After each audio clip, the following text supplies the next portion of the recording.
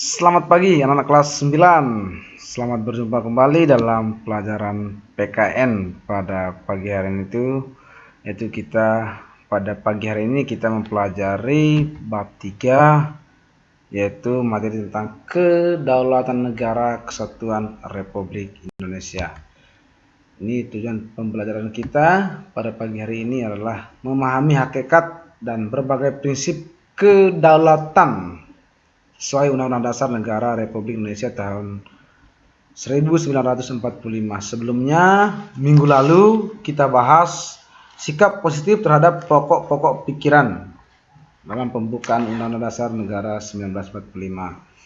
Yang kemarin kita bahas adalah pokok-pokok pikiran persatuan, keadilan sosial, kedaulatan rakyat, dan juga ketuhanan menurut dasar kemanusiaan.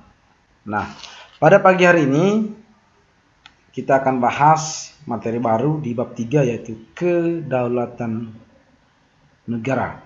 Nah, untuk itu dengarkan baik-baik apa yang disampaikan Pak Guru, perhatikan slide demi slide yang akan Pak Guru tayangkan agar apapun yang kita lakukan hari ini bermanfaat dan juga dapat berguna bagi kalian semua, terutama dalam menjawab soal-soal latihan yang Pak Guru akan berikan nanti di GCR. Untuk itu, mari kita langsung saja. Ini dia materi yang kita akan bahas di pertemuan kita pagi hari ini.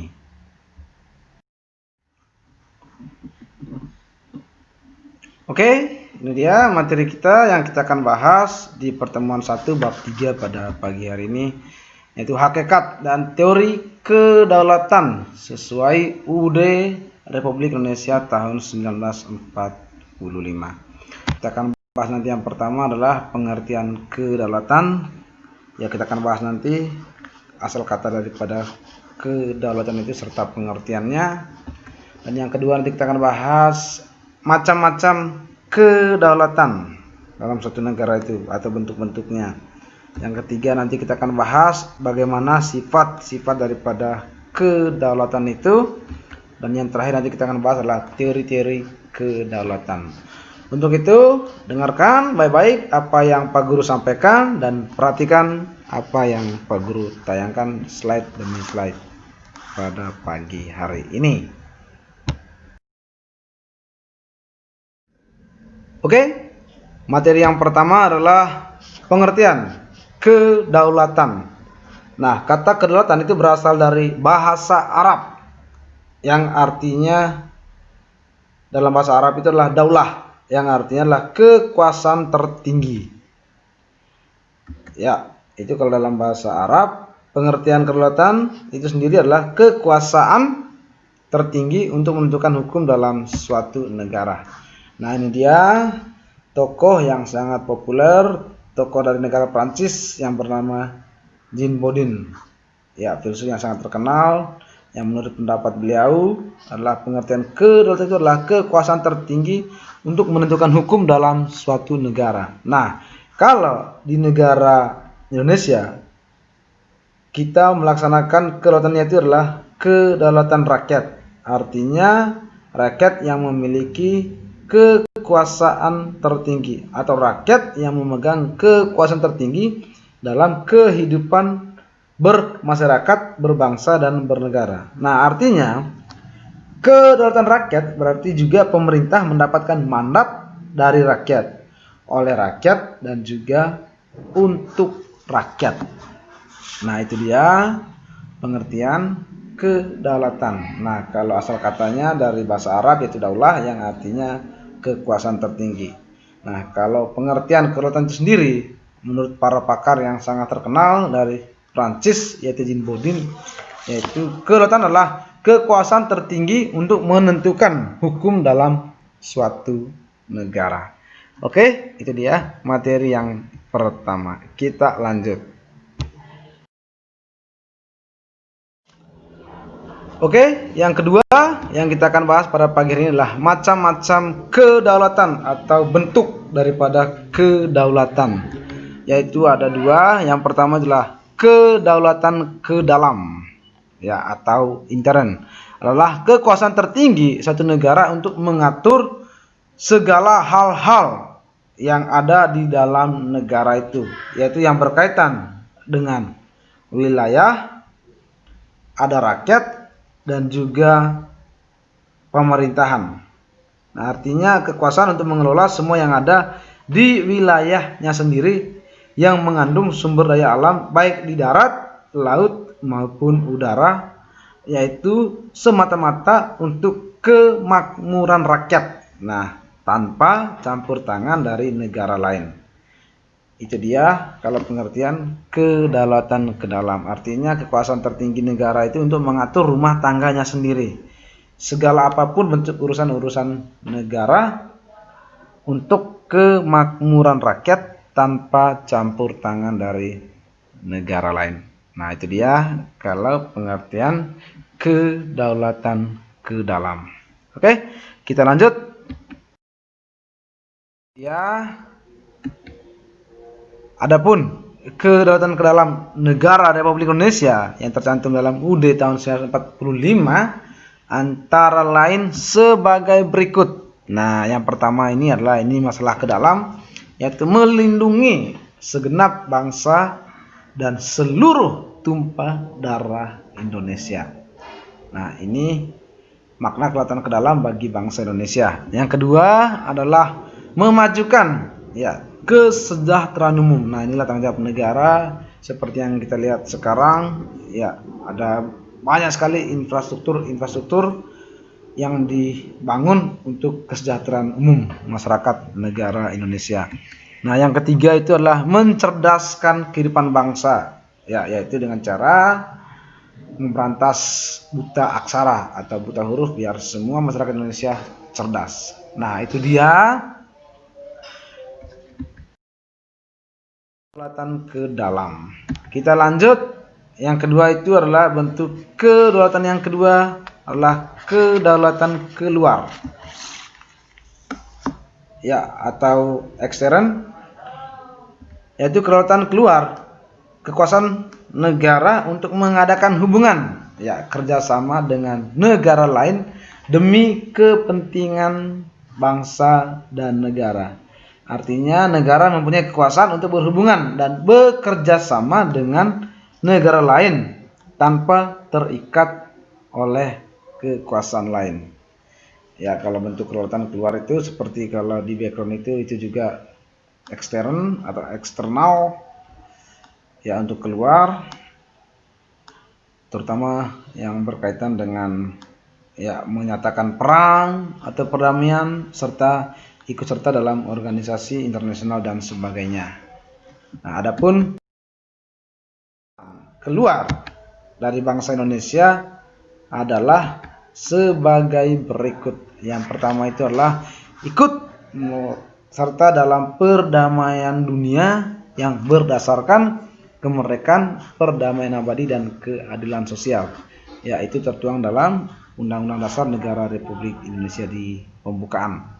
Nah, yang kedua adalah presiden dengan persetujuan DPR menyatakan perang, bisa membuat perdamaian dengan negara lain dan juga perjanjian dengan negara-negara lain.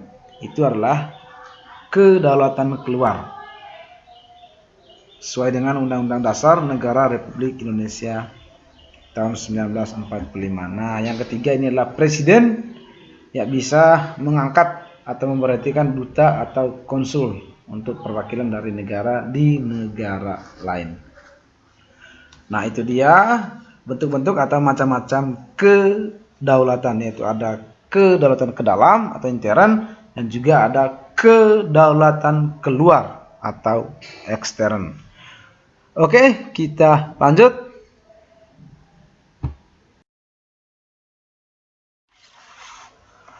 Oke, baik. Materi yang ketiga yang kita akan bahas pada pagi hari ini adalah sifat kedaulatan. Ya, ada 4 sifat kedaulatan. Yang pertama, permanen. Nah, permanen artinya adalah kekuasaan itu tetap ada sepanjang negara ini tetap berdiri, walaupun pemerintahannya sudah berganti. Yaitu permanen, atau mungkin dalam bahasa eksternal itu adalah paten. Artinya kekuasaan itu tetap ada sepanjang negara kita masih ada, kedaulatan itu tetap ada. Itu dia kalau sifat yang pertama itu adalah permanen. Oke, yang kedua adalah asli. Nah, dalam artian kedaulatan itu bersifat asli artinya kekuasaan itu adalah tidak berasal dari kekuasaan lain yang lebih tinggi. Nah, artinya memang kedaulatan itu memang sifatnya asli. Artinya kekuasaan itu memang betul-betul tidak berasal daripada kekuasaan lain yang lebih tinggi. Nah, itu dia sifat yang kedua daripada kedaulatan. Nah, sifat yang ketiga dari kedaulatan itu sendiri adalah dia sifatnya bulat, ya, atau tunggal. Artinya kekuasaan itu merupakan satu-satunya dalam negara kita, negara Indonesia, dan tidak dibagikan kepada badan-badan lain. Nah, itu artinya bulat atau tunggal, yaitu kekuasaan itu merupakan satu-satunya dalam negara dan tidak dibagi-bagikan, ya, bulat kepada badan-badan yang lain. Itu artinya sifat yang ketiga itulah sifat bulat. Nah, sifat kedaulatan yang keempat adalah tidak terbatas. Nah, artinya kekuasaan itu tidak dibatasi oleh kekuasaan lain yang ada di negara kita. Itu maksudnya kekuasaan atau kedaulatan itu yang sifatnya tidak terbatas. Artinya kekuasaan itu tidak dibatasi oleh kekuasaan-kekuasaan lain. Nah, itu dia keempat sifat kedaulatan. Oke, kita lanjut di materi kita yang keempat di pagi hari ini. Lanjut di materi yang terakhir yang kita akan bahas pada pagi hari ini adalah kita akan bahas teori-teori kedaulatan. Nah, kalau kita bicara mengenai teori ada 5. Dia teori yang pertama adalah teori ketuhanan, kedaulatan Tuhan, teori kedaulatan raja, teori kedaulatan negara, teori kedaulatan hukum, dan juga teori kedaulatan rakyat. Nah, bagaimana penjelasan dari teori-teori ini? Bagaimana definisi daripada teori-teori ini? Dengarkan baik-baik apa yang disampaikan Pak Guru dan perhatikan. Ini dia. Check it out.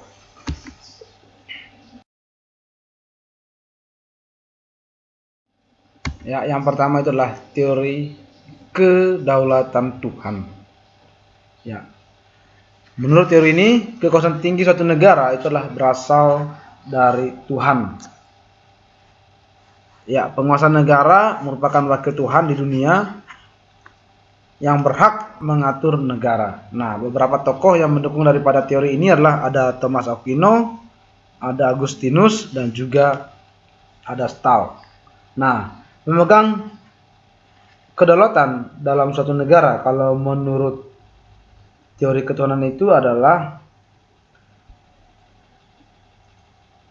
pemerintah itu mendapat kekuasaan tertinggi dari Tuhan sebagai asal segala sesuatu.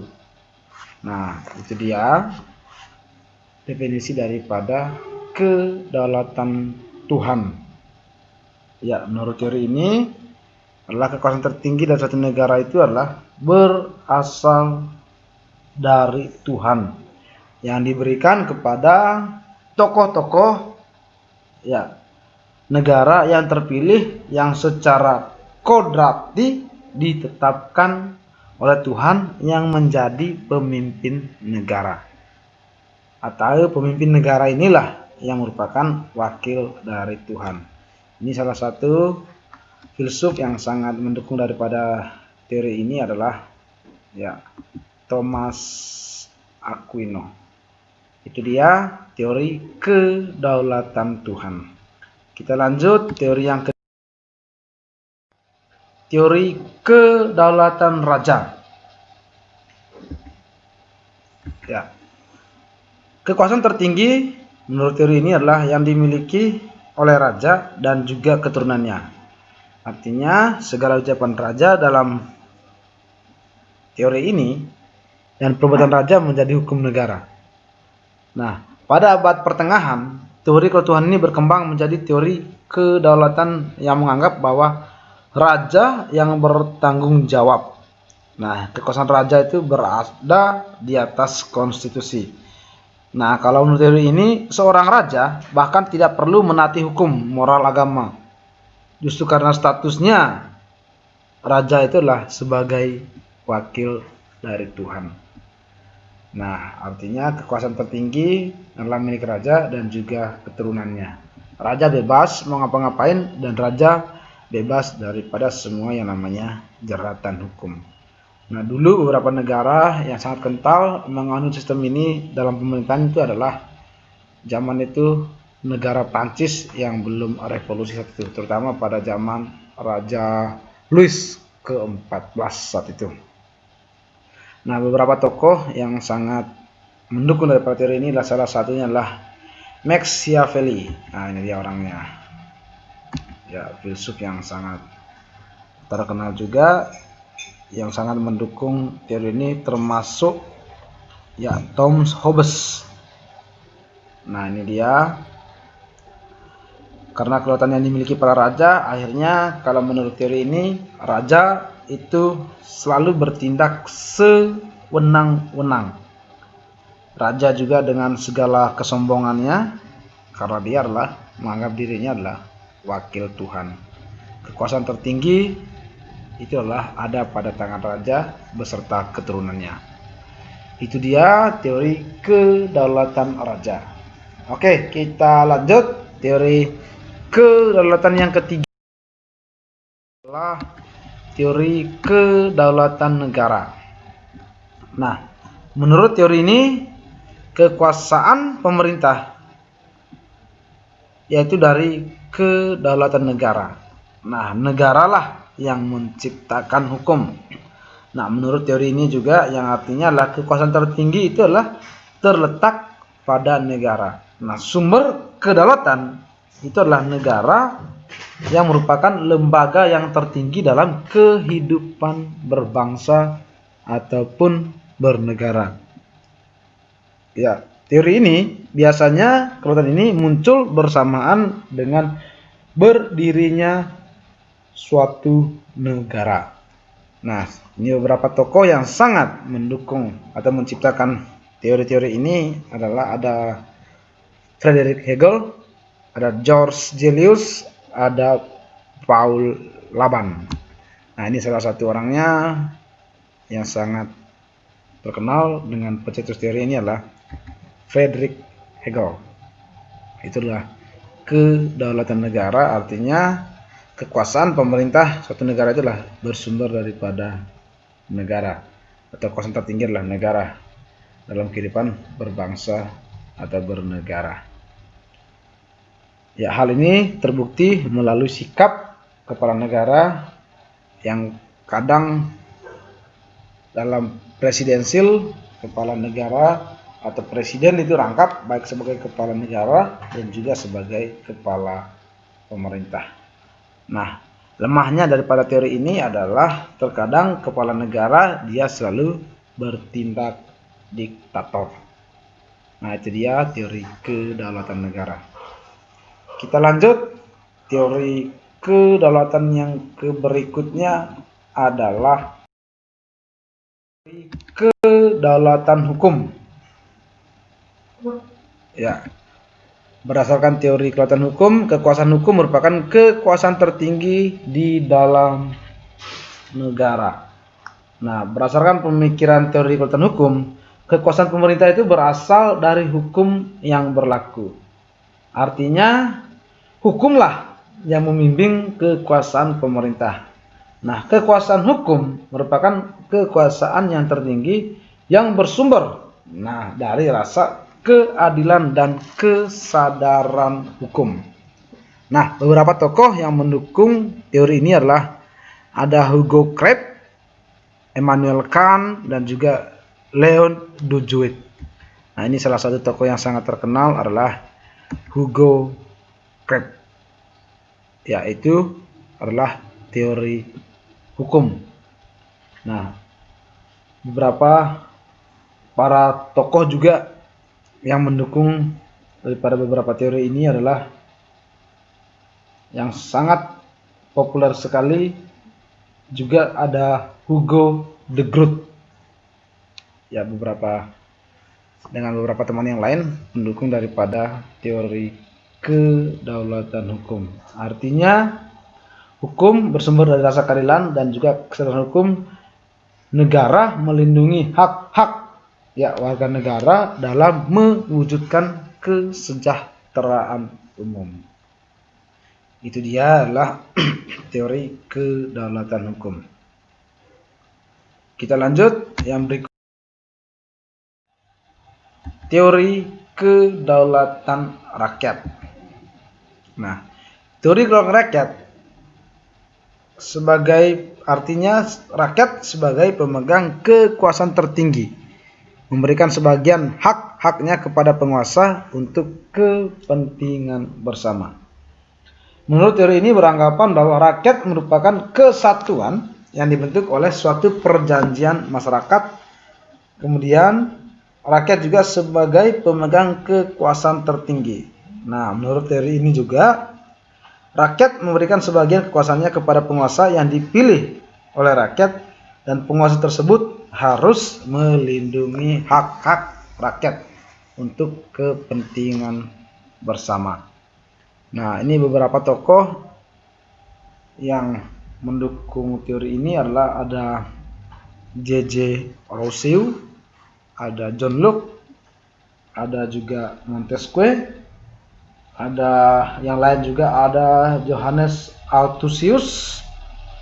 Ya, itu adalah beberapa pakar dalam mendukung teori kedaulatan rakyat. Ya, itu dia. Dan orangnya ini yang sangat mendukung sekali atau sangat mempelopori daripada teori kedaulatan rakyat, yaitu J.J. Rousseau. Ya, itu dia kelima teori kedaulatan rakyat. Yang pertama tadi ada teori kedaulatan Tuhan, yang kedua ada teori kedaulatan raja, yang ketiga ada teori kedaulatan rakyat, yang keempat tadi ada teori kedaulatan hukum, dan yang kelima adalah teori kedaulatan rakyat. Ya, itu dia materi yang kita akan bahas. Dari pertama tadi yang kita pelajari bersama pada pagi hari ini, yang pertama tadi adalah ya hakikat atau pengertian daripada kedaulatan. Yang kedua tadi ada bentuk-bentuk kedaulatan atau macam-macam kedaulatan. Yang ketiga tadi ada sifat-sifat kedaulatan. Yang keempat adalah teori-teori kedaulatan. Oke, anak-anakku kelas 9, sampai di sini dulu perjumpaan kita pada pertemuan kita di bab 3 pada pagi hari ini. Dan Pak Guru mohon maaf bila dalam pembuatan materi ini ada suara-suara atau ada bahasa-bahasa Pak Guru yang kurang berkenan. Mohon dimaafkan. Dan kalau memang apa yang disampaikan Pak Guru tadi kurang jelas, kurang paham, kalian boleh nanti lihat di buku paket kalian atau di materi yang pernah Pak Guru dulu berikan pertama kali dalam pembelajaran kita. Dan di akhir kata Pak Guru mengucapkan jaga kesehatan kalian, tetap di rumah, dan tetap jaga pola makan. Dan juga tugas-tugas yang diberikan Bapak Ibu Guru kerjakan sesuai dengan waktu yang telah ditentukan. Di akhir kata, Pak Guru mengucapkan terima kasih, sampai jumpa, dan salam sehat. Antonius Forza.